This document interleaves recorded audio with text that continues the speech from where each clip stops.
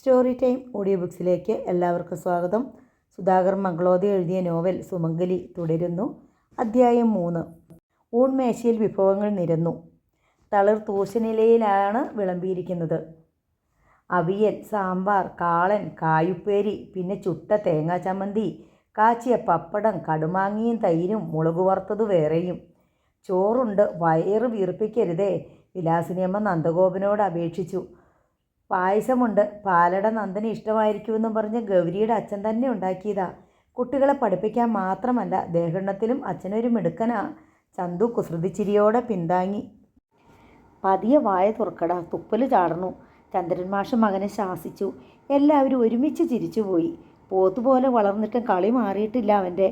ഇവനൊക്കെ കോളേജിൽ പഠിപ്പിക്കാൻ പോയാൽ കുട്ടികൾ വകവയ്ക്കുമോ ആവോ, കണ്ടറിയണം. മാഷ് കൈമലർത്തി. അത് കേട്ട് വായ പൊത്തിച്ചിരിച്ച ഗൗരിയോട് ചന്തു തട്ടിക്കയറി. കല്യാണം കഴിഞ്ഞിട്ട് ഒരു പാകതയും വന്നിട്ടില്ലല്ലോ, ഇങ്ങനെ ചിരിപ്പിക്കല്ലേ അപ്പി, വായ്ക്കകത്തെ മുത്തൊക്കെ താഴെ പോകും. ഗൗരവ നടിച്ചിരുന്ന മാഷ് പോലും ചിരിച്ചു. പിന്നെ മകൻ്റെ നേർക്കെ കൈയോങ്ങി. പഴയ കുറുമ്പൊന്നും ഇനി അവളുടെ അടുത്ത് എടുക്കണ്ട, അവളിപ്പോൾ മറ്റൊരാളുടെ ഭാര്യ, ഓർമ്മ വേണം. ആ കുടുംബാന്തരീക്ഷം നന്ദന് വല്ലാതെ ഇഷ്ടമായി. അച്ഛൻ, അമ്മ, ഏട്ടത്തി, അനിയൻ, ഉള്ളിൽ സ്നേഹം തിങ്ങിയിട്ടുള്ള കളിവാക്കുകൾ, കുസൃതികൾ. ഏറെ ഇഷ്ടമായത് അച്ഛനെയാണ്. അച്ഛൻ്റെ സ്നേഹം അപരിചിതമായിരുന്നു. അതൊട്ടും അനുഭവിക്കാൻ കഴിയാതെ പോയത് കല്യാണിക്കാണ്. ഇവിടെ അവൾക്ക് ആ ഭാഗ്യം ലഭിക്കുമോ? അമ്മയില്ലാത്ത ദുഃഖം അറിയാതിരിക്കാൻ തങ്ങൾക്ക് ചെറിയമ്മയുണ്ടായിരുന്നു. ഇന്ന് സ്നേഹത്തിൻ്റെ പര്യായമാണ് ചെറിയമ്മ. വീടിന് വെളിയിലുള്ള ലോകത്തെക്കുറിച്ച് യാതൊന്നും അറിയാത്ത തൻ്റെ കല്ലുവിനെ തുണയ്ക്കാൻ ഇതുപോലൊരു കുടുംബത്തിനെ കഴിയൂ. ഗൗരിയെ പെണ്ണ് കാണാൻ വന്നപ്പോഴേ അക്കാര്യം മനസ്സിലായിരുന്നു. അതുകൊണ്ട് മാത്രമാണ് മറ്റൊന്നും ചിന്തിക്കാതെ ഈ കല്യാണത്തിന് സമ്മതിച്ചതും. നന്ദൻ അവിയൽ തൊട്ടില്ലല്ലോ, വിലാസിനിയമ്മ ചോദിച്ചു. നന്നായിട്ടില്ലേ ആവോ? ഏയ്, എല്ലാം നന്നായിരിക്കുന്നു. ചെറിയമ്മയുടെ ആ കൈപുണ്യം തന്നെ അമ്മയ്ക്കും, നന്ദൻ ധൃതിയിൽ അറിയിച്ചു. അമ്മ എന്ന വിളിയിൽ വിലാസിനിയമ്മയുടെ മുഖം നന്നായി പ്രകാശിച്ചു. വലിയിടത്തെ പയ്യൻ, ഉയർന്ന ഉദ്യോഗസ്ഥനും ഇത്ര സ്നേഹവും വിനയവുമൊക്കെ ഉണ്ടാകുമെന്ന് വിചാരിച്ചതേയില്ല. ഊണ് കഴിഞ്ഞ് ആണുങ്ങളെല്ലാവരും കൈ കഴുകി അപ്പുറത്തേക്ക് പോയപ്പോൾ വിലാസിനിയമ്മ മകളോട് പറഞ്ഞു, എൻ്റെ പ്രാർത്ഥന ഒന്നുകൊണ്ട് മാത്രമാണ് ഇത്ര നല്ലൊരു കുട്ടിയെ നമുക്ക് കിട്ടിയത്. പഠിപ്പും തറവാടും ഉണ്ടാകുമ്പോൾ സ്വത്തുണ്ടായി എന്ന് വരില്ല. ഇത് മൂന്നും ഒത്തുവരുമ്പോൾ സ്വഭാവം നന്നായിരിക്കില്ല, അല്ലെങ്കിൽ ഉദ്യോഗം ഉണ്ടാവില്ല. ഇതിപ്പോൾ നിൻ്റെ ഭാഗ്യമാ മോളെ. അവനെ നീ പൊന്നുപോലെ നോക്കിക്കോണം. ഒരു പരാതി ഉണ്ടാവാൻ ഇട കൊടുക്കരുത്. പൊടുന്നനെ ഗൗരിയുടെ കണ്ണ് നിറഞ്ഞു. അമ്മ കാണാതെ തിരിഞ്ഞു നിന്ന് സാരിത്തുമ്പാൽ അവൾ ഒപ്പി. എല്ലാം തികഞ്ഞൊരു പയ്യൻ. ശരിയാണ്, കഴുത്തിൽ കിടക്കുന്ന താലിമാല എപ്പോൾ അഴിച്ച് തിരികെ കൊടുക്കേണ്ടി വരുമെന്നറിയില്ല. അമ്മയുടെ ഈ നല്ല പയ്യനെ എത്ര നാൾ മകൾക്ക് കാണാൻ കിട്ടുമെന്ന് നിശ്ചയമില്ല. ജീവിതം തന്നെ അനിശ്ചിതത്വത്തിൽ എത്തിയിരിക്കുന്നു. കനൽക്കട്ടകളിലൂടെ നടക്കാൻ പുറപ്പെടുന്നവൻ്റെ തരം ഭീതിയാണ് ഉള്ളു നിറയെ. ഇതേ സ്വഭാവം തന്നെ അനിയത്തിക്കുട്ടിയുടേതുമെങ്കിൽ ഞാൻ ജയിച്ചു. അമ്മ തുടരുകയാണ്. എൻ്റെ ചന്തുടനെ പോലൊരു സാധാരണക്കാരനെ മേയ്ക്കണമെങ്കിൽ സാമാന്യത്തിലധികം ക്ഷമയുള്ള പെൺകുട്ടികൾക്കേ കഴിയൂ. ഗൗരിയിൽ അറിയാതൊരു നടുക്കം. അവൾ അമ്മയുടെ നേർക്ക് തിരിഞ്ഞില്ല. കാഴ്ചയിൽ കല്യാണിയും ചന്തു നല്ല യോജിപ്പായിരിക്കുമെന്ന് അവൻ്റെ അച്ഛൻ പറഞ്ഞിരുന്നു. മൂപ്പർക്ക് പിടിച്ചാൽ പിന്നെ ആ കുട്ടിയെപ്പറ്റി മറ്റാരും ഒരു കുറ്റം പറയാൻ കഴിയില്ല. അവിടുത്തെ വീടും വളപ്പും ഒക്കെ കല്യാണിക്കുള്ളതാണെന്ന് നന്ദൻ ഇന്നൊരു സൂചന തന്നിരുന്നു. എന്തിനേ അതൊക്കെ? ചന്തുവിനും ആ കുട്ടിക്കും താമസിക്കാൻ ഈ വീട് പോരെ. ഇവിടെ പിന്നെ മറ്റാരാ താമസിക്കുക? എച്ചിലിലകൾ എടുത്തു മാറ്റി ഊൺമേശ വൃത്തിയാക്കിയായിരുന്നു ഗൗരി. അമ്മ അവളെ നീരസത്തോടെ നോക്കി. നീ എന്തേ ഗൗരി ഒന്നും മിണ്ടാത്തേ? ഇവിടെ നിന്ന് പോയതോടെ കാത് കേൾക്കാതായോ? അമ്മ പറയണതെല്ലാം ഞാൻ കേൾക്കുന്നുണ്ട്. കല്യാണിക്ക് അടുക്കളപ്പണിയൊക്കെ അറിയോ മോളെ? വലിയയിടത്തെ കുട്ടിയായതുകൊണ്ടാണ് ഞാൻ ചോദിക്കണത്. അറിയില്ലെങ്കിൽ പഠിപ്പിച്ചു കൊടുത്താൽ മതിയല്ലോ, ഗൗരി പറഞ്ഞു. ഏത് വലിയയിടത്തെ കുട്ടിയായാലും അല്പസ്വല്പമൊക്കെ അടുക്കള ജോലികൾ അറിഞ്ഞിരിക്കണമെന്ന പക്ഷക്കാരിയാ ഞാൻ. വേണമെങ്കിൽ ഞാൻ തന്നെ പഠിപ്പിച്ച് അയച്ചേക്കാം. പക്ഷേ മരുമോളെ കൊണ്ട് അമ്മ വല്ലതും ചെയ്യിക്കുമോ എന്നായി എൻ്റെ സംശയം. മരുമോൻ്റെ കുഞ്ഞിനെത്തി കൂടിയല്ലേ, ഓമനിക്കാനല്ലേ നേരം ഉണ്ടാവൂ. ഗൗരി ചിരിച്ചു. അമ്മയും ചിരിച്ചു. അതു പിന്നെ വരണ കുട്ടികളോടല്ലേ കൂടുതൽ സ്നേഹം കാണിക്കേണ്ടത്. അവരല്ലേ എന്നും ഒപ്പം ഉണ്ടാവേണ്ടവർ. നമ്മുടെ അടുക്കളപ്പണി ചെയ്യിക്കാനൊന്നും അല്ലല്ലോ ഒരു പെൺകുട്ടിയെ കല്യാണം കഴിച്ചു കൊണ്ടുവരുന്നത്. എനിക്ക് വയ്യാതാകുമ്പോൾ വല്ലതും ചെയ്തോട്ടെ, അല്ലെങ്കിൽ വല്ല വേലക്കാരെയും വെച്ചോട്ടെ, അതൊക്കെ അവരുടെ ഇഷ്ടം. അമ്മയുടെ മരുമോളാവുന്നോളാ യഥാർത്ഥ ഭാഗ്യവതി. അമ്മയുടെ അരികിലെത്തി അരുമയോടെ ആ കവിളിൽ നുള്ളിക്കൊണ്ട് ഗൗരി അറിയിച്ചു. അമ്മ അവളെ ചിരിയോടെ തള്ളി മാറ്റി. ചന്തൂട്ടം പറഞ്ഞത് ശരിയാ. കല്യാണം കഴിഞ്ഞിട്ടും നിൻ്റെ ആ കുട്ടിക്കളി മാറിയിട്ടില്ല. ഒരുപാട് ഉത്തരവാദിത്തങ്ങളുള്ള ഒരു ഉദ്യോഗസ്ഥനാ നന്ദൻ. അവൻ്റെ ചുമതലാബോധമുള്ള ഭാര്യയായിരിക്കണം നീ. ആണിൻ്റെ വിജയത്തിന് പിന്നിൽ പെണ്ണാ, ഓർത്തോളണം. അമ്മയോട് ഞാനൊരു കാര്യം ചോദിക്കട്ടെ? ഗൗരി അമ്മയെ നോക്കി. എന്തേ? വിലാസിനിക്ക് ചിരി വന്നു. മുത്തശ്ശിയുടെ ആ മണിമാല നിനക്ക് വേണമല്ലേ? എന്നായാലും അത് നിനക്കുള്ളതാ, മറ്റാർക്കും ഞാനത് കൊടുക്കില്ല. അതൊന്നുമല്ല. ഗൗരി അമ്മയോട് ചേർന്ന് നിന്നു. അമ്മയുടെ മരുമോളായി വരുന്ന കുട്ടിക്ക് എന്ത് കുറവുണ്ടെങ്കിലും അമ്മ പൊറുക്കുമോ? വിലാസിനി അമ്മയ്ക്ക് അമ്പരപ്പ്. അവർ മകളെ സൂക്ഷിച്ചു നോക്കി. എന്തേ, കല്യാണിക്ക് വല്ല കുഴപ്പമുണ്ടോ? കല്യാണിയുടെ കാര്യമല്ല പറഞ്ഞത്, പൊതുവേ ചോദിച്ചതാണ്. കല്യാണിക്ക് എന്താ കുഴപ്പം? എല്ലാം തികഞ്ഞ ഏട്ടൻ്റെ അനിയത്തിയല്ലേ അവൾ? അല്ല, നിന്റെ ചോദ്യം കേട്ടപ്പോൾ ഞാനങ്ങ് പേടിച്ചു പോയി. പേടിക്കാൻ ചോദിച്ചതാണെന്ന് വെച്ചോളൂ. അമ്മയുടെ മറുപടി എന്താ പറയേ? അത് എൻ്റെ മരുമോളെ പറയുമ്പോൾ ചന്തുവിൻ്റെ പെണ്ണായിരിക്കുമല്ലോ അത്. ആ കുട്ടിക്ക് എന്ത് കുഴപ്പമുണ്ടായാലും ചന്തു അല്ലേ അത് സഹിക്കേണ്ടത്. അപ്പോൾ അവൻ തന്നെ വേണം മറുപടി പറയാൻ. ഗൗരി ചിരിച്ചുപോയി. Best answer. ഇനിയിപ്പോൾ എന്താ കാര്യം? അമ്മ ആരാഞ്ഞു. കല്യാണിക്ക് അടുക്കളപ്പണി അറിയാത്തത് കൊണ്ടാണോ അതോ ദേഷ്യക്കാരിയായതുകൊണ്ടാണോ? ഇത് രണ്ടുമല്ല. താഴത്തെ നിരയിൽ ഒരു മുടമ്പല്ലുണ്ട്, അതാ കാര്യം, ഗൗരി അറിയിച്ചു. അമ്മ ഉറക്കെ ചിരിച്ചു. എങ്കിലേ കല്യാണം കഴിഞ്ഞിട്ട് ചന്തു വല്ല ദന്തിസ്റ്റിൻ്റെ അടുത്ത് കൊണ്ടുപോയി ശരിയാക്കിക്കൊള്ളും. നീ വന്നിരുന്ന് ഈ ഊണ് കഴിക്കുക. മണി 2:30 നന്ദൻ കാത്തിരിക്കുകയാവും. ഉച്ചയൂണ് കഴിഞ്ഞ് ഉറങ്ങുന്ന ശീലമുണ്ടെങ്കിൽ ചെന്ന് കിടക്ക വിരിച്ചു കൊടുക്കണം. ഊണ് കഴിക്കുന്നതിനിടയിൽ അമ്മ അറിയാതെ ഗൗരി ആ മുഖം ശ്രദ്ധിച്ചു. അമ്മയ്ക്ക് യാതൊരു സംശയവുമില്ല. മുഖത്ത് നിറഞ്ഞ സന്തോഷം. അമ്മയുടെ മരുമകൾക്ക് നല്ല നിരയത്ത പല്ലുകളാണ് ഉള്ളതെങ്കിലും അവളൊരു അപസ്മാര രോഗിയാണെന്നറിയുമ്പോൾ എന്തായിരിക്കും പ്രതികരണം? ഈ മുഖം അപ്പോൾ എങ്ങനെയുണ്ടാവും? കൈകാലുകൾ നിലത്തടച്ച് വായിൽ നിന്ന് നുരയും പതയും തുപ്പി കണ്ണുകൾ തുറച്ച് കിടക്കുന്ന കല്യാണിയെ ഗൗരി കണ്ടു. ആ കാഴ്ച അമ്മ സഹിക്കുമോ? ചന്ത് സഹിക്കുമോ? തനിക്ക് പോലും താങ്ങാൻ കഴിയാത്ത ആ രംഗം. ഗൗരിക്ക് അത് വിസ്മരിക്കാനാവുന്നില്ല. ഊണ് കഴിഞ്ഞ് ഗൗരി നന്ദൻ്റെ അരികിലെത്തി. ഒന്ന് മയങ്ങണമെന്നുണ്ടോ? അവൾ തിരക്കി. മയക്കമൊക്കെ അങ്ങ് ചെന്നിട്ട്. നന്ദൻ പറഞ്ഞു. അങ്ങ് ചെല്ലാൻ തിടുക്കമായോ? എൻ്റെ ജോലി തിരക്കിനെക്കുറിച്ച് ഗൗരിക്ക് അറിയാമല്ലോ. എത്ര തിരക്കുള്ളവരും കല്യാണം കഴിഞ്ഞാൽ കുറച്ച് ദിവസത്തേക്ക് വിശ്രമിക്കാറുണ്ട്. അങ്ങ് ചെന്നാലും വിശ്രമിക്കാമല്ലോ. അപ്പോൾ ഇവിടെ നിൽക്കാൻ ഇഷ്ടമില്ലെന്ന് സാരം. ഇവിടെ എനിക്ക് ഒരുപാട് ഇഷ്ടമായി. നന്ദൻ്റെ ശബ്ദം പതറി. അച്ഛനെ, അമ്മയെ, ചന്തുവിനെ. പക്ഷേ ഈ സ്നേഹം എത്ര നേരത്തേക്ക് ഉണ്ടാകുമോയെന്ന പേടി. ഗൗരിയുടെ കണ്ണു തുളുമ്പി. നന്ദേട്ടൻ അങ്ങനെ പെരുമാറിയാലും ഞങ്ങളുടെ സ്നേഹം എന്നും ഉണ്ടാകും. ഞാൻ നിങ്ങളോട് എങ്ങനെ പെരുമാറുന്നു എന്നതല്ലല്ലോ വിഷയം. നിങ്ങൾ എന്നോട് എങ്ങനെ പെരുമാറുന്നു എന്നതല്ലേ. ഞങ്ങളുടെ പെരുമാറ്റം നന്ദേട്ടൻ കണ്ടുവല്ലോ. അതിനൊരു കാലത്തും മാറ്റമുണ്ടാവില്ല. കല്യാണിയെ സംബന്ധിച്ച സത്യം അറിഞ്ഞാലും അത് ഒളിച്ചു വെച്ചതിൽ അച്ഛൻ ദേഷ്യം കാണിച്ചേക്കാം, അമ്മ പരിഭവിച്ചേക്കാം. ചന്തുവോ? അവൻ്റെ മറുപടി ഊഹിക്കാനല്ലാതെ പ്രവചിക്കാൻ എനിക്കാവില്ല നന്ദേട്ടാ. അതുകൊണ്ടാണ് ഞാൻ പറഞ്ഞത് എത്രയും നേരത്തെ മടങ്ങാമെന്ന്. നിൻ്റെ നാവിൽ നിന്ന് ആ രഹസ്യം നഷ്ടപ്പെടും മുമ്പേ. എത്ര നേരത്തെ മടങ്ങേണ്ടി വന്നാലും മടങ്ങും മുമ്പ് എനിക്കത് പറയേണ്ടി വന്നാലോ? നന്ദൻ്റെ കണ്ണുകളിൽ മിന്നൽ പിണരുകൾ ദൃശ്യമായി. എങ്കിൽ ഇവിടെ താമസിച്ച് എല്ലാം വിസ്തരിച്ച് പറയ്. ഞാൻ മടങ്ങാം ഇപ്പം തന്നെ. എന്നിട്ട് എന്നെ കൊണ്ടുപോകാൻ എപ്പോഴാണ് നന്ദേട്ടൻ വരിക? വേപതുപോടെയാണ് ഗൗരിയുടെ ചോദ്യം. എനിക്കറിയില്ല. നന്ദൻ മുഖം തിരിച്ചു നിന്നു. ഗൗരി നന്ദൻ്റെ നെഞ്ചിലേക്ക് മുഖം ചായച്ച് ഏങ്ങലടിച്ചു. രാമായണം പലകുറി വായിച്ച് കേട്ടിട്ടുണ്ട്. പക്ഷെ സീതയുടെ ദുഃഖം അന്നൊന്നും എനിക്ക് മനസ്സിലായിരുന്നില്ല. രാമൻ്റെ ദുഃഖം ഗൗരിക്ക് മനസ്സിലായിട്ടുണ്ടോ? പ്രാണനുപരി സ്നേഹിച്ച സീതയെ പരിധിച്ചിക്കേണ്ടി വന്ന രാമൻ്റെ ദുഃഖം നന്ദഗോപൻ ചോദിച്ചു. ഇപ്പം മനസ്സിലാവണോ? പറഞ്ഞിട്ട് അവൾ പുറത്തേക്ക് ഓടി. ചെന്ന് നിന്നത് അച്ഛൻ്റെ മുന്നിലാണ്. റിട്ടയർ ചെയ്തൊരു സഹപ്രവർത്തകനുമായി ഭൂമുഖത്തിരുന്ന നാട്ടുവിശേഷങ്ങൾ പറയുകയായിരുന്നു ചന്ദ്രൻ മാഷ്. എന്തേ മോളെ? മാഷ് തിരക്കി. ഇന്ന് തന്നെ മടങ്ങിയാലോ എന്ന് നന്ദേട്ടൻ ചോദിക്കണം. ജോലി തിരക്കുള്ള സമയമാണത്രേ. മാഷ് ഒരു നിമിഷം ആലോചിച്ചു. പിന്നെ പറഞ്ഞു, അങ്ങനെയാണെങ്കിൽ ഞാൻ തടയണത് ശരിയല്ലല്ലോ. ആകട്ടെ, മോൾക്കും പോണോ? അത് 2 ദിവസം കഴിഞ്ഞിട്ട്? എനിക്കും പോണോ അച്ഛാ. ഒന്നിച്ച് ചെല്ലേണ്ട ചില വിരുന്ന് സൽക്കാരങ്ങളൊക്കെ ഉണ്ട്. ചന്ദ്രമാഷ് എഴുന്നേറ്റു. മകളുടെ തോളിൽ കൈയിട്ടുകൊണ്ട് നന്ദഗോപൻ്റെ അരികിലെത്തി. തിടുക്കമുണ്ടെങ്കിൽ ഞാൻ തടയണില്ല. പക്ഷെ വല്ലാത്ത മോഹമുണ്ട്. ഒരു രാത്രിയെങ്കിലും നിങ്ങൾ രണ്ടാളും ഒപ്പം ഉണ്ടായിരുന്നെങ്കിലെന്ന്. അച്ഛൻ്റെ ഇഷ്ടം. പെട്ടെന്നായിരുന്നു നന്ദൻ്റെ മറുപടി. ഗൗരിക്ക് കോരിത്തെരിപ്പ്. മാഷ് പുഞ്ചിരിയോടെ മകളെ നോക്കി. പിന്നെ അവളുടെ ചുമലിൽ മൃദുവായി തട്ടിയിട്ട് തിരിഞ്ഞു നടന്നു.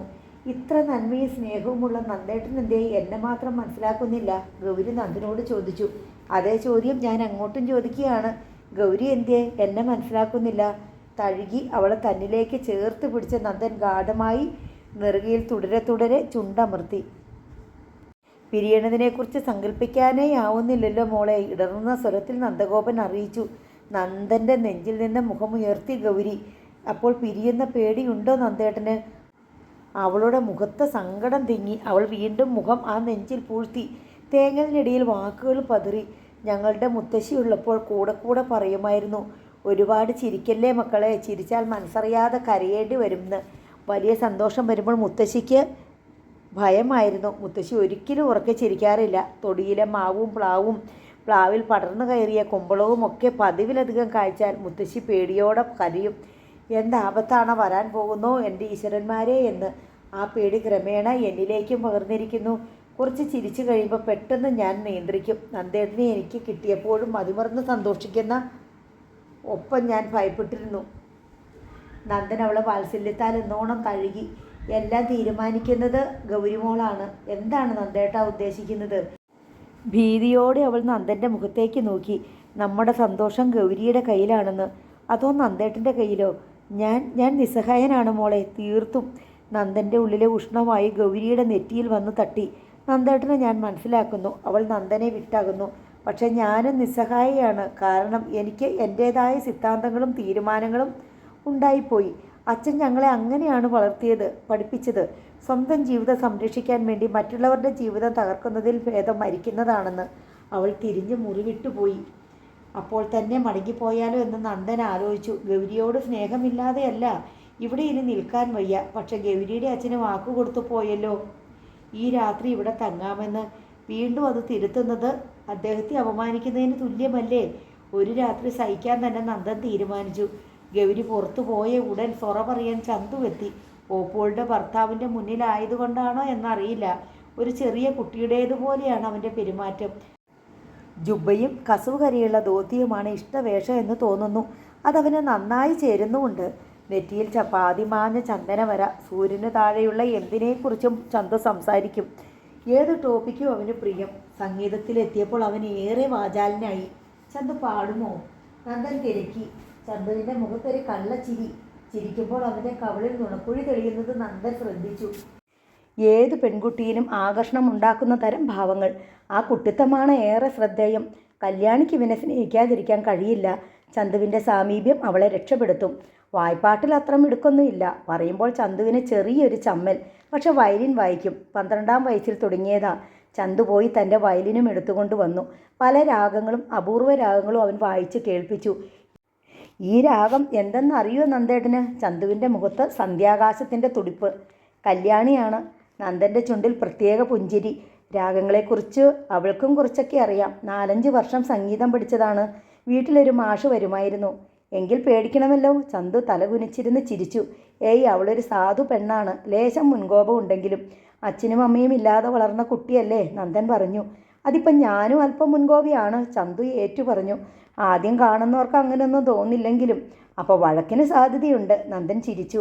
അങ്ങനെയൊന്നുമില്ല, ചന്തുവും ചിരിച്ചു. നന്ദേട്ടൻ്റെ അനുജത്തിയല്ലേ, ഞാൻ ക്ഷമിച്ചോളാം. പോരെങ്കിൽ പാടുന്ന കുട്ടി. നന്ദന് യഥാർത്ഥമായും ആഹ്ലാദം തോന്നി. തുറന്ന് സംസാരിക്കാൻ കൊള്ളുന്നവനാണ് ചന്തു. മറ്റുള്ളവരെ മനസ്സിലാക്കാൻ കഴിയുന്നവനും. അക്കാര്യത്തിൽ ഗൗരിയേക്കാളും ഭേദമാണെന്നും തോന്നുന്നു. ആ സ്ഥിതിക്ക് കാര്യങ്ങളെല്ലാം ചന്തുവിനോട് തുറന്ന് സംസാരിച്ചാലോ? തൊട്ടടുത്ത നിമിഷം തന്നെ നന്ദൻ ശങ്കയായി. അത് വേണോ? ഒരു പക്ഷേ ഇത് പുറമേ കാണുന്നത്ര ഔദാര്യം ചന്തുവിൻ്റെ മനസ്സിനില്ലെങ്കിലോ? ക്ഷമിച്ചോളാം എന്നൊക്കെ തട്ടിവിട്ടത് ഓപ്പോളുടെ ഭർത്താവിൻ്റെ മുന്നിൽ വലിയവനാകാൻ വേണ്ടിയാണെങ്കിലോ? കല്യാണിയുടെ മുൻകോപം ക്ഷമിച്ചോളാമെന്നേ സൂചനയുള്ളൂ. ഈ പ്രായത്തിലുള്ള മിക്ക പെൺകുട്ടികൾക്കും ലേശം മുൻകോപമൊക്കെ ഉണ്ടാവുമെന്ന് എല്ലാ ചെറുപ്പക്കാർക്കും അറിയാം. അതെങ്ങനെ കൈകാര്യം ചെയ്യണമെന്നും അറിയാം. അതുപോലൊരു നിസാര പ്രശ്നമല്ലേ കല്യാണിയുടേത്? ന്യൂറോളജിസ്റ്റിൻ്റെ ചികിത്സയിൽ കഴിയുന്ന ഒരു പെൺകുട്ടി. ദിവസേന ഫിനോഫാർബിറ്റോൺ തിന്നേണ്ടി വരുന്നവൾ. അപസ്മാര രോഗത്തെക്കുറിച്ചാണെങ്കിൽ വിദ്യാസമ്പന്നരിൽ പോലും നിരവധി തെറ്റിദ്ധാരണകളുണ്ട്. അവർക്ക് ദാമ്പത്യ ജീവിതം അസാധ്യമാണെന്ന് കരുതുന്നവരുമുണ്ട്. വിശേഷിച്ച് സ്ത്രീകൾക്ക്. ഗർഭം ധരിക്കാനും പ്രസവിക്കാനും ഒക്കെ ഈ രോഗവും അതിൻ്റെ ചികിത്സയും പ്രതിബന്ധമാവില്ലേ എന്ന് ചോദിക്കുന്നവരുമുണ്ട്. അതോടെയാണ് ഇത്തരം ഒരു രോഗിക്ക് വിവാഹം കഴിക്കാൻ ചതി ചെയ്യേണ്ടി വരുന്നത്. വിവാഹശേഷം സത്യം അറിയുമ്പോൾ പൊരുത്തപ്പെടുകയേ നിവൃത്തിയുണ്ടാവൂ. പൊരുത്തപ്പെടാൻ കഴിയാത്തവരുമില്ലേ? അത്തരം സംഭവങ്ങളും കേട്ടിട്ടുണ്ട്. കോടതി മുഖേന പിരിഞ്ഞവർ. പക്ഷെ ചന്തുവിനത് സാധിക്കില്ല, ഗൗരിയുടെ സഹോദരനായതുകൊണ്ട് തന്നെ.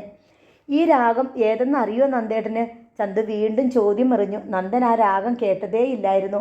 പണ്ട് പാടി മഴ പെയ്ച്ച രാഗമില്ലേ, അതാണ്. ചന്തു വിശദമാക്കി. എനിക്കൊരു രാഗമേ അറിയൂ, നന്ദൻ പറഞ്ഞു. കാളരാഗം. കുട്ടിയായിരിക്കെ കല്യാണിയെ ഉറക്കാൻ ഞാനത് ആലോചിച്ചിട്ടുണ്ട്. ചന്തു ഉറക്കെ ചിരിച്ചു. അപ്പം നന്ദേട്ടന് തമാശ പറയാൻ അറിയാം. അങ്ങനെ കച്ചേരിയും തമാശകളുമായി സമയം കടന്നു. ഗൗരി വന്ന് അത്താഴത്തിന് വിളിച്ചപ്പോഴാണ് രണ്ടാളും എഴുന്നേറ്റത്. പേരിന് മാത്രമേ നന്ദൻ ഭക്ഷണം കഴിച്ചുള്ളൂ. വിശപ്പില്ല എന്നായിരുന്നു കാരണം പറഞ്ഞത്. തിരികെ കിടക്കറയിൽ എത്തിയപ്പോൾ ഗൗരി പറഞ്ഞു, വിശപ്പില്ലെന്ന് പറഞ്ഞത് വിശപ്പില്ലാഞ്ഞിട്ടായിരുന്നില്ലെന്ന് എനിക്കല്ലേ അറിയൂ. നന്ദൻ മിണ്ടിയില്ല. ചന്തു മുറിക്കുള്ളിലുണ്ടായിരുന്നപ്പോൾ തുടരെ ചിരിയുടെ ശബ്ദം കേട്ടു. എന്നാൽ ഞാൻ അടുത്തുള്ളപ്പോൾ ഗൗരിയുടെ കണ്ഠം ഇടറി. ചന്തുവിനോട് ഞാൻ വഴക്കിടേണ്ട കാര്യമില്ലല്ലോ. നന്ദൻ കൈമലർത്തി. ആർഗ്യൂ ചെയ്യേണ്ട കാര്യവുമില്ല.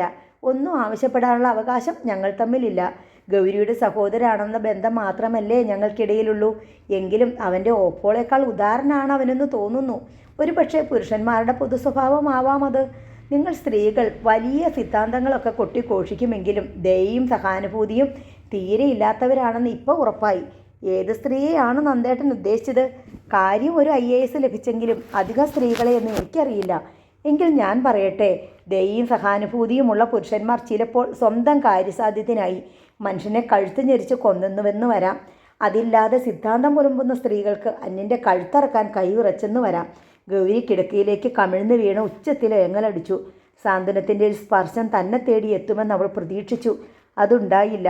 അങ്ങോട്ട് ചെല്ലില്ലെന്നും അവൾ പ്രതിജ്ഞയെടുത്തു. ഇത് തൻ്റെ വീടാണ്. ഇവിടെ നന്ദേട്ടന് താൻ ആതിഥേയ കൂടിയാണ്. തോറ്റു കൊടുക്കേണ്ടത് താനാണ്. എല്ലാം അവൾക്കറിയാമായിരുന്നു. എങ്കിലും താൻ തെറ്റുകാരിയല്ലെന്ന ബോധം അവളെ തടഞ്ഞു. നന്ദേട്ടൻ തനിക്ക് എത്ര പ്രിയപ്പെട്ടവനാണെങ്കിലും ഈ വിവാഹത്തിന് പിന്നിലെ നന്ദേട്ടൻ്റെ മനോഭാവത്തെ അംഗീകരിക്കുക വയ്യ തന്നെ. ആ തെറ്റ് തിരുത്താൻ തയ്യാറല്ലെന്നത് പോകട്ടെ, തന്നെയും കൂടി ആ തെറ്റിൻ്റെ ഭാഗമാക്കാനാണ് നന്ദേട്ടൻ്റെ ശ്രമം. അതിന് കീഴടങ്ങാൻ ഗൗരിക്ക് വിഷമമുണ്ട്. നന്ദേട്ടൻ്റെ വലിയ വീടും തൊടിയുമോ കനത്ത ബാങ്ക് ഡിപ്പോസിറ്റോ പേരിന് പിന്നിലെ IAS എന്ന 3 അക്ഷരമോ തന്നെ തെല്ലും ഭ്രമിപ്പിക്കുന്നില്ല. അതിൽ ഭ്രമിച്ചല്ല ഗൗരി താലിക്കായി ശിരസ് താഴ്ത്തിയതും. നന്ദഗോപനെ ഗൗരിക്ക് ഇഷ്ടമായി, ഒരുപാട് ഇഷ്ടമായി. ഇപ്പോൾ ആ ഇഷ്ടത്തിന് തങ്ങളെക്കാൾ വലിപ്പം വന്നിരിക്കുന്നു. ആ ഇഷ്ടമാണ് ഗൗരിയുടെ ദുഃഖം. പുലരാറായപ്പോഴാണ് അവൾക്കൊന്നുറങ്ങാൻ കഴിഞ്ഞത്. അവൾ ഉണർന്നെഴുന്നേറ്റപ്പോഴേക്കും നന്ദഗോപൻ കുളി കഴിഞ്ഞ് വേഷം മാറ്റിയിരുന്നു. പുറത്തു വന്നത് അമ്മ ഗൗരിയെ ശകാരിച്ചു. എന്താ ഇത് ഗൗരി, ഇത്ര പുലരുവോളം ഉറങ്ങണ പതിവ് നിനക്കില്ലായിരുന്നല്ലോ. നന്ദൻ കുളിച്ച് പോവാൻ റെഡിയായിരിക്കണു. നീ ഒന്ന് വേഗം തയ്യാറാക്. ആ കുട്ടിക്ക് മറ്റൊന്നും തോന്നാൻ ഇട കൊടുക്കാതെ. അമ്മയുടെ സ്വരത്തിൽ നന്ദേട്ടനോടുള്ള വാത്സല്യം തുളുമ്പുന്നു. നന്ദൻ എന്ന പേരുച്ചരിക്കുമ്പോൾ അച്ഛൻ്റെ മുഖത്തും തേൻ നുണയുന്നതിൻ്റെ മധുരഭാവം. ഗൗരി തിടുക്കത്തിൽ കുളിയും മറ്റും കഴിഞ്ഞ് യാത്രയ്ക്കുള്ള വേഷം ധരിച്ചു. ചന്തുവിനെ ഒന്ന് തനിച്ച് കിട്ടിയിരുന്നെങ്കിൽ എന്ന് ആഗ്രഹിച്ചതേയുള്ളൂ. അവൻ മുന്നിലെത്തി. ഇനി എന്നാ ഓപ്പോളെ ഒന്ന് കാണുക? അവൻ തിരക്കി. ചിലപ്പോൾ പെട്ടെന്ന് തന്നെ വീണ്ടും കാണാൻ പറ്റിയേക്കും, ഗൗരി പറഞ്ഞു. എന്തേ, ഉടനെ ഒരു സന്ദർശനം കൂടി ഉണ്ടായേക്കുമോ? സന്ദർശനമല്ല, എന്നേക്കുമായി ഇങ്ങ് പോന്നേക്കാം. സങ്കടം അവളെ വീർപ്പ് മുട്ടിച്ചു. ചന്തു അന്താളിപ്പോടെ ഗൗരിയെ നോക്കി. എന്താ ഓപ്പോൾ ഈ പറഞ്ഞത്? സത്യം. നീ മാത്രമെങ്കിലും അതറിയണം. ഒന്ന് തെളിച്ചു പറയൻ്റെ ഓപ്പോളെ. ചന്തുവിൻ്റെ മുഖം ദീനമായി. എത്രയും കുറഞ്ഞ വാചകങ്ങളിൽ ഗൗരി കാര്യം വ്യക്തമാക്കി. പറയരുതെന്ന് നന്ദേട്ടൻ വിലക്കിയിട്ടുള്ള കാര്യമാണ്. നന്ദേട്ടന് നമ്മെ ചതിക്കാം, പക്ഷെ ഓപ്പോൾക്ക് നിന്നെ ചതിക്കാൻ വയ്യടാ. നന്ദേട്ടന് കല്യാണിയോടുള്ള അതേ സ്നേഹം എനിക്ക് നിന്നോടുമുണ്ട്. ചന്തുവിൽ നിന്ന് ഒരക്ഷരം മറുപടി ഉണ്ടായില്ല. നിന്നോടിത് വെളിപ്പെടുത്തിയതിന് ഞാൻ ശിക്ഷിക്കപ്പെട്ടേക്കാം, പക്ഷെ സാരമില്ല. ഓപ്പോൾക്ക് വേണ്ടി നീ ഒരു ത്യാഗത്തിന് മുതിരരുത്. വളരെ ആലോചിച്ച് തീരുമാനമെടുത്താൽ മതി. അസുഖമുള്ള ഒരു കുട്ടിയെ സഹിക്കാൻ നിനക്ക് കഴിയുമോ എന്ന് ആദ്യം ചിന്തിക്ക്. അതൊരിക്കലും ഓപ്പോൾക്ക് വേണ്ടി ആയിരിക്കരുത് എന്ന് മാത്രം. നിന്റെ ഭാവി തകരാൻ പാടില്ല. കല്യാണിയെ നീ സ്വീകരിക്കാത്തതിൻ്റെ പേരിൽ നന്ദേട്ടൻ നിന്നെ ഉപേക്ഷിച്ചാലും ഞാൻ സഹിക്കും. ഈ വീടിൻ്റെ ഒരു മൂലയിൽ ഓപ്പോൾ സുഖമായും സമാധാനമായും കഴിയും. എന്നാൽ ഓപ്പോൾക്ക് വേണ്ടി നിന്റെ ജീവിതം നാശമായാൽ പിന്നെ എനിക്ക് സമാധാനമേ ഉണ്ടാവില്ല. പെട്ടിയും തൂക്കി ഗൗരി ധൃതിയിൽ പുറത്തേക്ക് നടന്നു. നന്ദൻ കാറിൽ കാത്തിരിക്കുകയായിരുന്നു. അച്ഛനോടും അമ്മയോടും യാത്ര പറഞ്ഞ് ഗൗരിയും കാറിൽ കയറി. പാതി വഴി എത്തും വരെ രണ്ടാളും ശബ്ദിച്ചില്ല. ഒടുവിൽ ഗൗരിയാണ് മൗനം ഭജിച്ചത്. ചന്തുവിനോട് ഞാൻ എല്ലാം പറഞ്ഞു. നന്ദനിൽ ഒരു ചെറിയ ചലനം ഉണ്ടായി. കാറിൻ്റെ വേഗം കുറഞ്ഞു. അതിൻ്റെ പേരിൽ നന്ദേട്ടൻ എന്നെ ഇവിടെ ഇറക്കി വിട്ടാലും ഞാൻ സഹിക്കും. അവൻ്റെ മറുപടി? നന്ദൻ ചോദിച്ചു. ഒന്നും പറഞ്ഞില്ല. ആ മറുപടിയാവാം എൻ്റെ വിധി നിശ്ചയിക്കുന്നത്. നന്ദൻ പിന്നീട് ശബ്ദിച്ചില്ല. കാറിൻ്റെ വേഗത പൂർവ്വഗതിയിലായി. ആ പഴയ ഇരുനില മാളികയുടെ ആനപ്പന്തൽ പോലുള്ള വലിയ പോർച്ചിൽ കാർ ചെന്ന് നിന്നു. നന്ദൻ ഇറങ്ങി. വരൂ, ഗൗരിയെ വിളിച്ചു. അവളുടെ കയ്യിലെ പെട്ടി വാങ്ങിപ്പിടിച്ചു. ഒരുമിച്ചാണവർ ഒതുക്കുകൾ കയറിയത്. ചെറിയമ്മ ഓടി വന്ന് ഗൗരിയുടെ കൈ കവർന്നു. നിലവിളിച്ചുകൊണ്ട് ഇറങ്ങിപ്പോയത് കൊണ്ടാണോ പെട്ടെന്ന് തന്നെ മടങ്ങിപ്പോന്നത്? നിറഞ്ഞ വാത്സല്യത്തോടെ ചെറിയമ്മ ആരാഞ്ഞു. ഗൗരി വെറുതെ പുഞ്ചിരിച്ചതേ ഉള്ളൂ. കുട്ടി പോയ ശേഷം എന്തോ കളഞ്ഞു പോയതുപോലുള്ള പ്രയാസത്തിലായിരുന്നു ഞാൻ. അകത്തേക്ക് നടക്കുന്നതിനിടയിൽ ചെറിയമ്മ തുടർന്നു. ഞാൻ മാത്രമല്ല, കല്ലുവും ഊനുറഞ്ഞ പോലെ ഇരിക്കുകയായിരുന്നു. ഇതുവരെ ഇവിടെ ഉണ്ടായിരുന്നു, ഇപ്പോൾ എങ്ങോട്ടോ മാറി. എന്തേ നന്ദൻ്റെ മുഖം വല്ലാതിരിക്കണേ? ചെറിയമ്മ ഗൗരിയോട് ചോദിച്ചു. ഒന്നുമില്ല, രാവിലെ നേരത്തെ എഴുന്നേറ്റത് കൊണ്ടാവാം. ഗൗരിയുടെ മുഖത്തുമുണ്ട് വാട്ടം. ചെറിയമ്മ പറഞ്ഞു. യാത്രയുടേതാവും. അപ്പോഴേക്കും ഏതു വഴിയെന്നറിഞ്ഞില്ല, കല്യാണി ഓടിയെത്തി. ഹായ്, ഏട്ടത്തിയമ്മ വന്നൂലോ. അവൾ ഗൗരിയെ കെട്ടിപ്പിടിച്ചു. ഏട്ടത്തിയമ്മ ഇല്ലാതിരുന്നിട്ട് ഒരു രസവും ഇല്ലായിരുന്നു. ആൾതാമസമില്ലാത്ത വീട് പോലെ ആയിരുന്നു ഇത്. സത്യത്തിൽ എന്നും ഈ വീട്ടിൽ പേടിപ്പെടുത്തുന്ന ഏകാന്തതയായിരുന്നു. ഏട്ടത്തിയമ്മ വന്ന ശേഷമാണ് ഇതൊരു വീടായത്. കല്യാണിയുടെ സ്നേഹം ഗൗരിയെ വേദനിപ്പിച്ചു. ഈ കുട്ടിയെ ദ്രോഹിച്ചിട്ടാണ് ഞാൻ വരുന്നത്. തനിക്ക് തൻ്റെ കൂടപ്പുറപ്പിനെക്കുറിച്ച് മാത്രമേ ചിന്തയുണ്ടായിട്ടുള്ളൂ. ഈ പാവം കുട്ടിയുടെ അവസ്ഥ താൻ മറന്നു. താൻ അവളോട് തെല്ലും ദയ കാണിച്ചില്ല. നന്ദേട്ടൻ പറഞ്ഞതുപോലെ ആദർശത്തിന് വേണ്ടി ദയയും സഹാനുഭൂതിയും ഇല്ലാത്ത സ്ത്രീയായി മാറി താൻ. ചന്തു കല്യാണിയെ വേണ്ടെന്ന് വെച്ചാൽ തൻ്റെയും നന്ദേട്ടൻ്റെയും ബന്ധത്തിനുണ്ടാകുന്ന ഉലച്ചിലിനെക്കുറിച്ച് മാത്രമേ താൻ ഇതുവരെ ചിന്തിച്ചിരുന്നുള്ളൂ. നിശ്ചയിക്കപ്പെട്ട കല്യാണം മുടങ്ങിയാൽ ഒരു പെൺകുട്ടിക്കുണ്ടാകുന്ന മനോവേദനയും അവളുടെ അപമാനവും താൻ കണക്കിലെടുത്തതേയില്ല. കല്യാണിക്ക് ചന്തുവിനെ പൊന്നിഷ്ടമാണെന്നാണ് നന്ദേട്ടൻ്റെ ധാരണ. അത് ശരിയാണെങ്കിൽ ചന്തുവിൻ്റെ മറുപടി തന്നെ മാത്രമല്ല കല്യാണിയെയും ബാധിക്കും. ചന്തുവിൻ്റെ മറുപടി അത് എന്തുമാവാം, എന്തും. ഏട്ടത്തിയമ്മ എനിക്ക് എന്താ കൊണ്ടുവന്നിരിക്കുന്നത്? കല്യാണിയുടെ അന്വേഷണം. ഗൗരി വല്ലാതെയായി. ഇവിടെ നിന്ന് പോയി മടങ്ങി വരുവോളം കല്യാണി ആയിരുന്നു തൻ്റെ പ്രശ്നം. ഓരോ വിനാഴികയിലും അത് തന്നെ പീഡിപ്പിച്ചുകൊണ്ടിരുന്നു. അവിടുത്തെ ചർച്ചകളിൽ നിറഞ്ഞു നിന്നത് കല്യാണിയാണ്. എന്നിട്ടും അവൾക്കായി എന്തെങ്കിലും കൊണ്ടുവരണമെന്ന് തനിക്ക് തോന്നിയില്ല. അവളിൽ നിന്ന് ഇങ്ങനെയൊരു ചോദ്യം ഉണ്ടാകുമെന്ന് വിചാരിച്ചില്ല. നന്ദേട്ടൻ്റെ എല്ലാമാണ് ഈ അനിയത്തി. നന്ദേട്ടൻ്റെ ഭാര്യയായ തനിക്ക് ഇവളെക്കുറിച്ച് ഒരു കരുതൽ വേണ്ടതായിരുന്നു. അവിടെ ചെന്നപ്പോൾ ഏട്ടത്തിയമ്മ എൻ്റെ കാര്യം മറന്നു ഇല്ലേ? കല്യാണി വീണ്ടും. ഗൗരി അവളുടെ മുടിയിൽ തഴുകി. എൻ്റെ കല്ലുവിനെ ഏട്ടത്തിയമ്മ മറക്കുമോ? എല്ലാവരും കല്യാണിയെക്കുറിച്ച് തന്നെയാണ് തിരക്കിയത്. എല്ലാവരും എന്ന് വെച്ചാൽ ആരെല്ലാം? അച്ഛൻ, അമ്മ, പിന്നെ കല്യാണിയുടെ കണ്ണിൽ നാണം. നന്ദേട്ടൻ്റെ ധാരണ ശരിയാണെന്ന് ഗൗരിക്ക് മനസ്സിലായി. കല്യാണിക്ക് ചന്തുവിൽ താല്പര്യമുണ്ട്. പിന്നെ ചന്തു, വടക്കമ്പാട്ടിലെ ചന്തു അല്ല, എൻ്റെ അനിയൻ. എല്ലാവരും എന്താ തിരക്കിയത്? കല്യാണി എങ്ങനെയുണ്ട്? അടുക്കളപ്പണി അറിയോ? നല്ല ശീലമൊക്കെ ആണോ? അങ്ങനെ. എന്നിട്ട് ഏട്ടത്തിയമ്മ എന്താ പറഞ്ഞേ? കല്ലുവിനെക്കുറിച്ച് ഏട്ടത്തിയമ്മ നല്ലതല്ലേ പറയൂ. ശരിക്കും പൊക്കിയടിച്ചിട്ടുണ്ട്. നുണ. കല്യാണിക്ക് കൊഞ്ചൻ. നുണയല്ലടാ. ഗൗരി അവളുടെ കവളിൽ മൃദുവായി തട്ടി. ആ എടാവിളി കല്യാണിക്ക് നന്നായി സുഖിച്ചെന്ന് തോന്നുന്നു. ഇങ്ങനൊരു ഏട്ടത്തിയമ്മ എന്ന് പറഞ്ഞിട്ട് നാണത്തോടെ അവൾ അകത്തേക്ക് ഓടി. ഗൗരി മുകളിലെ കിടക്കറയിലെത്തി വാതിൽ ചാരിയതേ ഉള്ളൂ. കോണിപ്പടിയിൽ നിന്ന് കല്യാണിയുടെ വിളി. ഏട്ടത്തിയമ്മേ, ഒന്നിങ്ങ് വരുമോ? ഗൗരി വാതിൽ തുറന്നു. കല്ലു, ഇങ്ങോട്ട് വരൂ. ഇല്ല, നന്ദേടനുള്ളപ്പോൾ അവിടെ വന്ന് ഏട്ടത്തിയമ്മയെ ശല്യപ്പെടുത്തരുതെന്ന് ചെറിയമ്മ പറഞ്ഞിട്ടുണ്ട്. ഗൗരി ചൂളിപ്പോയി. തിരിഞ്ഞ് നന്ദേട്ടനെ നോക്കി. കിടക്കയിൽ വെറുതെ മലർന്ന് കിടക്കുകയാണ്. കോണിപ്പടിയിലേക്ക് ഇറങ്ങി വന്നു.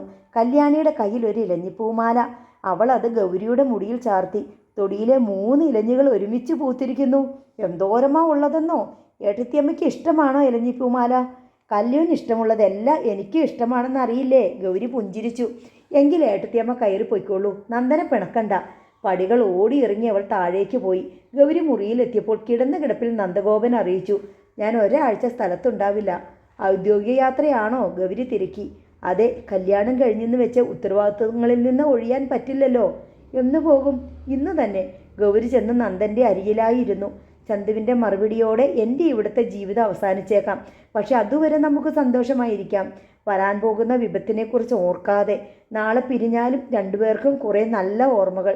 തേട്ടി വന്ന കരച്ചിൽ ചുണ്ട് കടിച്ച് നിയന്ത്രിക്കുന്നതിനിടയിൽ ഗൗരിയുടെ വാചകം മുറിഞ്ഞു. നന്ദൻ ശബ്ദിച്ചില്ല. കല്ലു എന്നോട് ചോദിച്ചു, ഏട്ടത്തിയമ്മ എനിക്കായി എന്താണ് കൊണ്ടുവന്നിരിക്കണതെന്ന്. നന്ദൻ തിരിഞ്ഞ് കനത്തിൽ ഗൗരിയെ നോക്കി. അവൾക്കായി ഒന്നും എടുക്കാൻ കഴിഞ്ഞില്ല. കുനിഞ്ഞ ശിരസോടെ ഗൗരി പറഞ്ഞു. അല്ലെങ്കിലും അവളെ ഓർക്കാൻ ഞാനൊരുത്തനല്ലേ ഉള്ളൂ. പരിഭവത്തിൽ നന്ദൻ തുടർന്നു. ഗൗരിക്ക് സ്വന്തം കൂടപ്പിറപ്പിനെക്കുറിച്ച് മാത്രമായിരുന്നല്ലോ ചിന്ത. എൻ്റെ അനുജത്തി ഇല്ലാതായാലും സ്വന്തം സഹോദരനൊരു പ്രയാസവും ഉണ്ടാകാൻ പാടില്ല. ഗൗരിയെ ഞാൻ കുറ്റപ്പെടുത്തുകയില്ല. നന്ദേട്ടൻ എന്നെ കുറ്റപ്പെടുത്തിക്കോളൂ, ശിക്ഷിച്ചോളൂ. വേണ്ട, നന്ദൻ പറഞ്ഞു. ചന്തുവിൻ്റെ മറുപടി കിട്ടും വരെയെങ്കിലും നമുക്ക് സന്തോഷമായി ജീവിക്കാം. പിന്നീട് ഓർക്കാൻ വേണ്ടി. എൻ്റെ മുത്തശ്ശിയുടെ പഴയ പൂത്താലിമാല അമ്മ എനിക്ക് തന്നയച്ചിട്ടുണ്ട്. ഞാനത് ഗൗരി നന്ദനെ നോക്കി. പറയ്, നന്ദൻ പ്രേരിപ്പിച്ചു. ഞാനത് കല്ലുവിന് കൊടുക്കട്ടെ? അവൾക്ക് മാലയില്ലാഞ്ഞിട്ടാണോ? അങ്ങനെയല്ല, എനിക്ക് സങ്കല്പിക്കാൻ കഴിയുന്നതിലധികം ആഭരണങ്ങൾ അവൾക്കുണ്ടെന്ന് എനിക്കറിയാം. എന്നാലും ഏട്ടത്തിയമ്മ എനിക്കായി എന്താ കൊണ്ടുവന്നതെന്ന് ചോദിക്കുമ്പോൾ ഞാൻ ഒന്നും കൊണ്ടുവന്നില്ലെന്നറിഞ്ഞാൽ അവളുടെ മനസ്സ് തകരുമെന്നാണോ? നന്ദൻ ഗൗരിയെ നോക്കി. തകരട്ടെ, അവളുടെ മനസ്സ് തകർക്കാൻ പോകുന്ന വെടിക്കോപ്പിന് തിരികൊളുത്തിയിട്ട് പോന്നോളല്ലേ. പിന്നെ എന്തിനാ എൻ്റെ മുമ്പിൽ ഇത്ര സ്നേഹം ഭാവിക്കുന്നത്? നിങ്ങളുടെ തറവാട്ട് വക ആഭരണമാണ്. ഗൗരിക്ക് അത് വേണ്ടെങ്കിൽ ചന്തു വേറൊരു പെണ്ണിനെ കെട്ടിക്കൊണ്ട് വരുമ്പോൾ ആ കുട്ടിയുടെ കഴുത്തിൽ അണിയിച്ചു കൊടുക്കാം. ഏട്ടത്തിയമ്മയുടെ ഉപകാരമായിട്ട് ഗൗരിയുടെ മുഖം കുനിഞ്ഞുപോയി. എന്നിട്ടും നന്ദൻ നിർത്തിയില്ല. എൻ്റെ അനുജത്തിക്ക് വേണ്ടതെല്ലാം ഞാൻ ഉണ്ടാക്കിയിട്ടുണ്ട്. ആഭരണങ്ങളുടെ കാര്യത്തിൽ ആരും അവളോട് ഔദാര്യം കാണിക്കണ്ട, അങ്ങനെ പ്രായശ്ചിത്തവും ചെയ്യണ്ട. ഗൗരിക്ക് പൊട്ടി കരയണമെന്ന് തോന്നി. അത് നന്ദേട്ടൻ കാണുകയും അരുത്. അവൾ തിരിഞ്ഞ് പടികൾ ഇറങ്ങി താഴേക്ക് പോയി. നന്ദൻ്റെ വിലക്ക് അവഗണിച്ചുകൊണ്ട് തന്നെ ഗൗരി കല്യാണിയുടെ കഴുത്തിൽ ആ പൂത്താലി അണിയിച്ചു. കല്യാണിക്ക് അത് നന്നായി ഇണങ്ങുന്നുണ്ടായിരുന്നു. അവൾക്കത് ഒരുപാട് ഇഷ്ടമാവുകയും ചെയ്തു. ഇത്ര നല്ലൊരു സമ്മാനം എനിക്ക് മറ്റാരും തന്നിട്ടില്ല. പഴയ ആഭരണങ്ങളോടാണ് എനിക്കിഷ്ടം. ചന്തുവും പഴമ ഇഷ്ടപ്പെടുന്നവനാണല്ലോ. ഒരേ അഭിരുചികളുള്ള ഇവർക്ക് പെട്ടെന്ന് ഒന്നാകാൻ കഴിഞ്ഞേക്കും. എന്നാൽ കല്യാണിയുടെ അസുഖത്തിൻ്റെ പേരിൽ ചന്തു വിവാഹം വേണ്ടെന്ന് വെച്ചാൽ വാശിക്കാരനാണ് അവൻ. എന്തിനും സ്വന്തം ഇഷ്ടാനിഷ്ടങ്ങളുമുണ്ട്. ചന്തു അല്ലെങ്കിൽ മറ്റൊരാൾ. കല്യാണിക്ക് ഒരാളെ കിട്ടാതെ വരുമോ? രോഗം കുറ്റമല്ലെന്ന് മനസ്സിലാവുന്ന ഒരാൾ. പക്ഷേ നന്ദേട്ടൻ ആ ബോധ്യം ഉണ്ടാവണമല്ലോ. നമ്മുടെ കല്ലുവിനെപ്പറ്റി കുട്ടിയുടെ വീട്ടുകാർ ചോദിച്ചില്ലേ? ഗൗരിയെ തനിച്ച് കിട്ടിയപ്പോൾ ചെറിയമ്മ തിരക്കി ചോദിച്ചു. ഗൗരി പറഞ്ഞു. ആ കുട്ടിക്ക് ദണ്ണിളക്കമുള്ള കാര്യം പറഞ്ഞുവോ ആവോ? ഗൗരിയുടെ ശിരസ് താണു. ശബ്ദം നഷ്ടപ്പെട്ടു. ഈ അസുഖത്തിൻ്റെ പേരിൽ ആ കുട്ടിക്ക് വന്ന കല്യാണാലോചനകളൊക്കെ പോയത്. കല്ലുവിൻ്റെ കല്യാണം കഴിഞ്ഞ് മതി തൻ്റേതെന്നായിരുന്നു നന്ദന്. പക്ഷെ നടക്കണ്ടേ? അവളെ സംബന്ധിച്ച എല്ലാം തുറന്നു പറഞ്ഞിട്ടേ കല്യാണം നടത്തൂ എന്നൊക്കെയായിരുന്നു നന്ദൻ്റെ ആദ്യ തീരുമാനം. പക്ഷേ തുറന്നു പറഞ്ഞാൽ ആളിനെ കിട്ടില്ലെന്ന് ഒടുവിൽ ഉറപ്പായി. അല്ലച്ചാ പണക്കൊതിയുമായി വരുന്നവരായിരിക്കും. അത്തരക്കാർക്ക് കുട്ടിയെ കൊടുക്കില്ലെന്ന് നന്ദന് വാശി. അങ്ങനെയായി ഈ മാറ്റ കല്യാണത്തിൽ അവൻ വീണത്. നേരിയതിൻ്റെ തുമ്പുകൊണ്ട് ചെറിയമ്മ കണ്ണു തുടച്ചു. കല്ലുവിൻ്റെ ദണ്ണക്കാര്യം കുട്ടിയുടെ അച്ഛൻ്റെ അടുത്ത് തുറന്നു പറഞ്ഞാലോ എന്നുണ്ടായിരുന്നു നന്ദന്. ഇടറുന്ന സ്വരത്തിൽ ചെറിയമ്മ തുടർന്നു. പക്ഷേ ആ ദല്ലാള് സമ്മതിച്ചില്ല. ഒക്കെ നമുക്ക് സാവകാശം പറയാമെന്ന് ഞാനും ഉപദേശിച്ചു. അങ്ങനെ അവൻ. ചെറിയമ്മ ഗൗരിയുടെ നേർക്ക് ദയനീയമായി നോക്കി. 5 വർഷത്തേക്ക് ഇളക്കം വന്നില്ലച്ചാ മരുന്ന് നിർത്താമെന്ന് ഡോക്ടറും പറഞ്ഞിരുന്നതാ. കഴിഞ്ഞ 4.5 വർഷമായിട്ട് അവൾക്ക് വന്നിട്ടില്ല. ഞങ്ങളും വല്ലാതെ സന്തോഷിച്ചു. അതുകൊണ്ടുകൂടി ആ കുട്ടിയുടെ വീട്ടുകാരെ അത് അറിയിക്കേണ്ട എന്ന് വിചാരിച്ചത്. നിങ്ങളുടെ മനസ്സിനൊരു അറപ്പ് തോന്നണ്ടല്ലോ എന്ന് നിരീക്ഷിച്ചു. പക്ഷേ ഭാഗ്യദോഷത്തിന് കുട്ടിയുടെ കൺമുന്നിൽ വെച്ച് തന്നെ അത്. അസുഖം ആർക്കും വരുന്നതല്ലേ, അത് ആരുടെയും കുറ്റമല്ലല്ലോ. അത്രയെങ്കിലും ഒരു സാന്ത്വനം പറയാതിരിക്കാൻ ഗൗരിക്ക് കഴിഞ്ഞില്ല. ചെറിയമ്മയുടെ മുഖം വിടർന്നു. അങ്ങനൊരു വിചാരം കുട്ടിക്കും കുട്ടിയുടെ വീട്ടുകാർക്കും ഉണ്ടായാൽ ഞങ്ങളുടെ കല്ലുവിനൊരു ജീവിതം കിട്ടും. പറഞ്ഞാൽ മനസ്സിലാകുന്ന ആളാണ് ഞങ്ങളുടെ അച്ഛൻ. ചന്തുവും അതെ. നന്ദേട്ടൻ തന്നെ എല്ലാം തുറന്നു പറഞ്ഞിരുന്നെങ്കിൽ.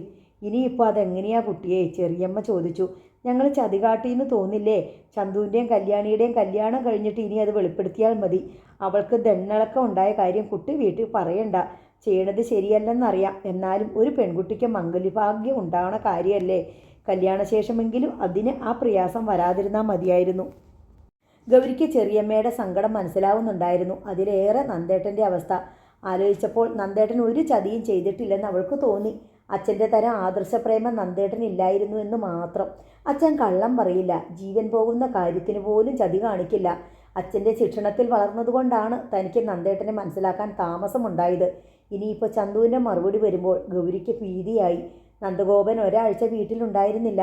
ആ സമയത്താണ് കല്യാണത്തിൻ്റെ ഫോട്ടോ ആൽബവും വീഡിയോ കാസറ്റും എല്ലാം കിട്ടിയത്. ആൽബത്തിൽ നിന്ന് കല്യാണി പരസ്യമായി ചന്തുവിൻ്റെ തനിച്ചുള്ള ഒരു ഫോട്ടോഗ്രാഫ് പറിച്ചെടുത്തത് ഗൗരിയെ അത്ഭുതപ്പെടുത്തി. ആ നിലയ്ക്ക് ചന്തു വിള നിരസിച്ചാൽ അത് മറ്റൊരു ദണ്ണിളക്കത്തിനുള്ള കാരണമാവില്ലേ? ആ ദണ്ണിളക്കത്തിൽ അത് അവസാനിക്കുമോ? ഗൗരിയുടെ ഭീതി നാൾക്കുനാൾ വളർന്നു. ചന്തുവിൻ്റെ മറുപടിക്ക് തന്നെ ഇല്ലാതാക്കാൻ വരെ കഴിയുമെന്ന് ഗൗരിക്ക് തോന്നി. ഒരു ടൂർ കഴിഞ്ഞ് വന്ന് 2 നാൾ കഴിഞ്ഞത് നന്ദൻ മറ്റൊരു ടൂറിനായി പുറപ്പെട്ടു. തന്നെ ഒഴിവാക്കുകയാണോ നന്ദേട്ടൻ? മാസം 1 കഴിഞ്ഞു. ചന്തുവിൻ്റെ മറുപടി പ്രകാരം അമ്മയുടെ കത്താണ് കിട്ടിയത്. ചന്തുവിന് ആ ജോലി ഏതാണ്ട് ശരിയാവണ ലക്ഷണമാണ്. അതിനായിട്ടുള്ള ഓട്ടമാണവൻ. അതുകൊണ്ടാണ് അവൻ നിനക്ക് എഴുതാതിരുന്നത്. സാവകാശം കിട്ടിയാൽ ഉടൻ എഴുതുമെന്ന് പറയാൻ പറഞ്ഞിരിക്കണു. അച്ഛനും എനിക്കും സുഖം. നിനക്കവിടെ ഒന്നിനും കുറവില്ലെന്നറിയാം. അതാണ് ഞങ്ങളുടെ ഇപ്പോഴത്തെ വലിയ സന്തോഷം. അമ്മയുടെ വരികൾ തീർന്നു. അടുത്ത മാസവും ഇതുപോലെ ഒരു കത്ത് അമ്മയുടേതായി വന്നു. അതിനിടയിൽ അങ്ങോട്ട് എഴുതുവാൻ ഗൗരിക്ക് ഒരു വിശേഷം ഉണ്ടായി. ചെറിയൊരു തലകറക്കം. ചെറിയമ്മയോടൊപ്പം ഗൈനക്കോളജിസ്റ്റിനെ ചെന്ന് കണ്ട് ആ സന്തോഷം ഉറപ്പാക്കി. ചന്തുവിൻ്റെ മറുപടിയെക്കുറിച്ചുള്ള ഭീതി താൽക്കാലികമായി അവളെ വിട്ടകന്നു. ടൂർ കഴിഞ്ഞ് നന്ദേട്ടൻ എത്താൻ വെമ്പലോടെ കാത്തിരിക്കുകയായിരുന്നു ഗൗരി. ചെറിയമ്മയ്ക്കായിരുന്നു ഏറ്റവും സന്തോഷം. മോളെ, നമുക്ക് ഇംഗ്ലീഷ് ഡോക്ടറെ കാണുന്ന ഒപ്പം ആ തിരുമുൽപ്പാടിനെ വരുത്തിച്ച് കുറച്ച് ആയുർവേദ മരുന്നുകളും ഉണ്ടാക്കിക്കണം. വയറ്റിൽ കിടക്കുന്ന കുട്ടിക്ക് അഴകും ആരോഗ്യവും ബുദ്ധിയും ഒക്കെ ഉണ്ടാവാൻ. നന്ദേട്ടൻ വന്ന് ചോദിച്ചിട്ടായാലോ ചെറിയമ്മേ? ഗൗരിക്കും സംശയം. എങ്കിൽ അങ്ങനെ മതി. ചെറിയമ്മ സമ്മതിച്ചു. ആയുർവേദമൊക്കെ അവന് പിടിക്കുമെന്ന് അറിയില്ലല്ലോ.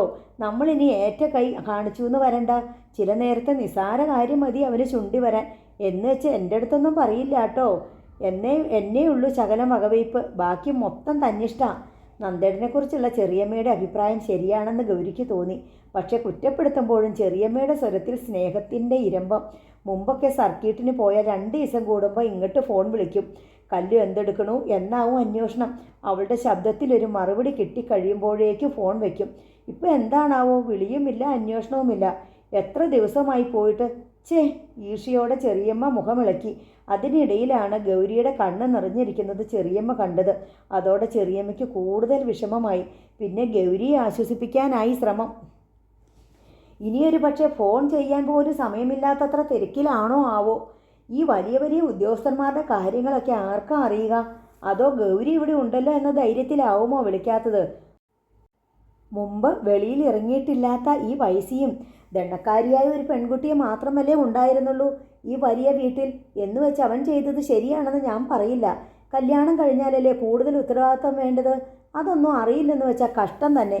ഏതായാലും അവൻ ഇങ്ങോട്ട് വരട്ടെ, ഞാൻ 2 പറയണുണ്ട്. ചെറിയമ്മ കണ്ണുരുട്ടി. നോവൽ നാളെ തുടരും.